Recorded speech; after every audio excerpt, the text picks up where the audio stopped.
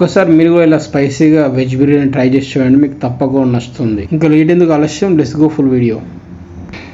Hi అండి, welcome to my channel. ఈరోజు special వచ్చేసి నేను వెజ్ బిర్యానీ చేస్తున్నాను. దానికోసం ముందుగా నేను ఆలుగడ్డలు, పొటాటోస్, ఆ తర్వాత గోబీ, బీన్స్, క్యారెట్ ప్లస్ మిర్చి కూడా తీసుకున్నాను. వీటిని ముందే శుభ్రంగా కడిగేసి నేను కట్ చేసి పెట్టేసుకున్నాను అనమాట. కొంచెం పీసెస్ లాగా ఉంచుకోండి. తర్వాత వీటిని మనం మ్యాగ్నేట్ చేసుకోవాలి. అంటే గరం మసాలాలు, పెరుగు అన్నీ కలిపేసి మంచిగా కలుపుకోవాలి. దీనికోసం నేను ఫస్ట్ ముందుగా ఉప్పు వేసుకున్నాను.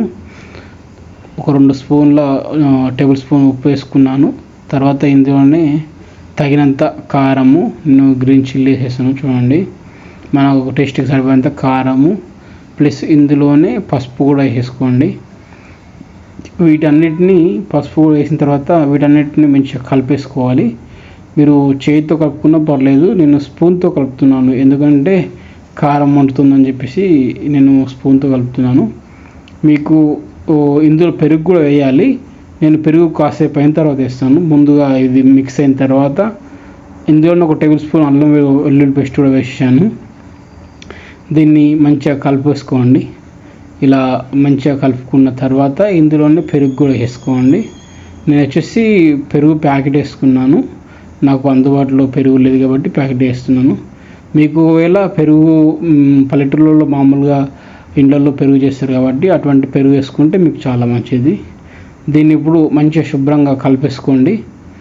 ఇలా ముక్కలు మొత్తం పట్టేలాగా ఒకసారి మంచిగా కలిపేసి దీంట్లోనే కొంచెం ఆనియన్స్ కూడా వేసుకోవాలి. నేను ఆనియన్స్ వేయలేను.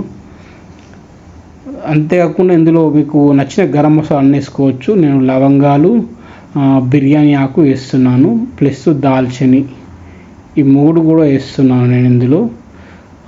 గరం మసాలా మీకు కావాల్సిన బండ పువ్వు, గరం మసాలా వీటన్నీ కూడా వేసుకొని శుభ్రంగా మళ్ళీ ఒకసారి మంచిగా కలిపేసుకోండి. నేను ఒకటే భక్తి వేస్తున్నాను. ఇప్పుడు వీటన్నిటిని కలిపేసి శుభ్రంగా ఒక్క అరగంట కనుక మనం ఫ్రిడ్జ్లో పెట్టేటట్లయితే ఈ గ్రేవీ అనేది ముక్కలకి బాగా పడుతుందన్నమాట. నేను ఈ విధంగా మొత్తం కలిపేసాను. ఇందులో కొంచెం బండ పువ్వు కూడా వేస్తున్నాను చూడండి. ఇప్పుడు దీనంతా ఒకసారి కలిపేసి దీనిపైన క్యాప్ పెట్టేసి, లేదంటే అలాగే ఫ్రిడ్జ్లో కూడా పెట్టేయచ్చు, పర్లేదు.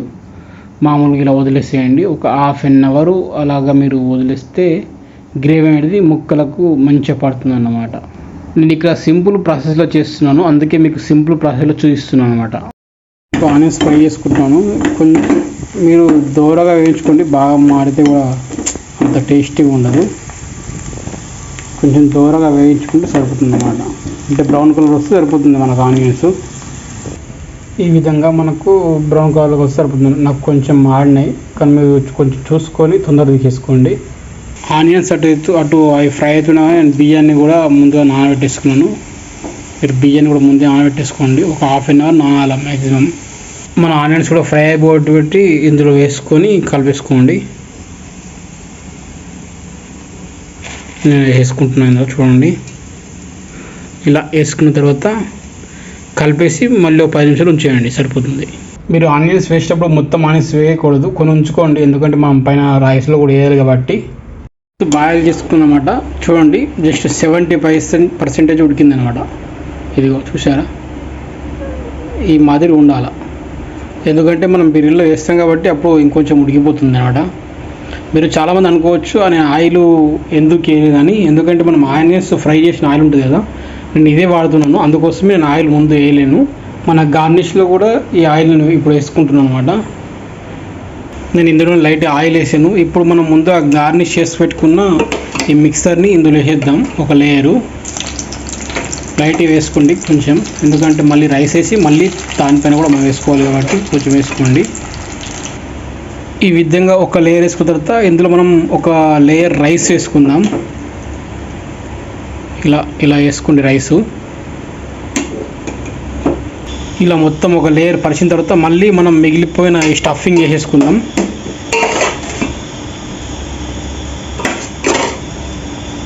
ఇలా వేసుకోండి, మొత్తం పరుచుకోండి.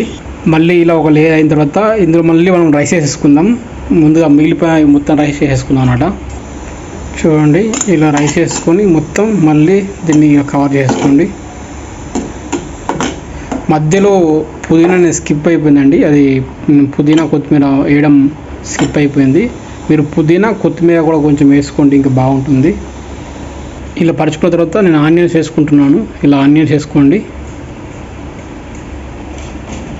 ఇలా చక్కగా ఆనియన్స్ వేసుకున్న తర్వాత నేను ఫుడ్ కలర్ వేస్తున్నాను. మీ దగ్గర కనుక మన కుంకుమ పువ్వు ఉంటే పాలలో నానబెట్టేసి కుంకుమ పువ్వు వేసుకోండి, అది బాగా బెటరు.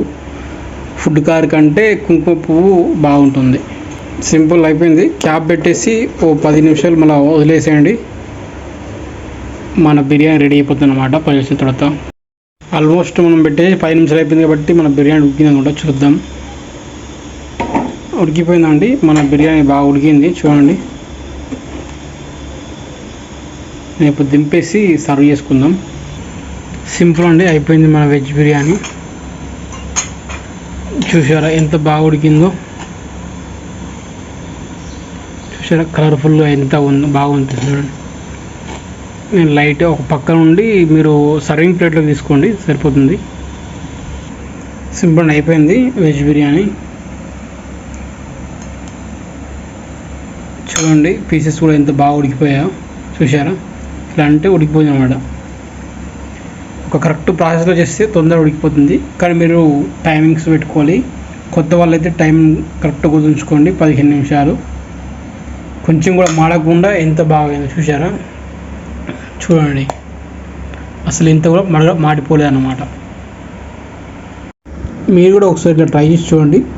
ట్రై చేసి చూసిన తర్వాత నాకు కామెంట్ చేసి చెప్పండి ఎలా అయింది ఏంటని.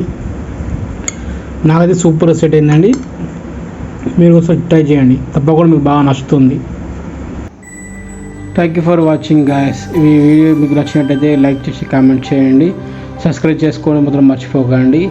అలాగే ఒకవేళ నచ్చకపోతే డిస్లైక్ చేసి కూడా ఎందుకు నచ్చలో కామెంట్ చేయండి. Thank you for watching. See to next video. Bye.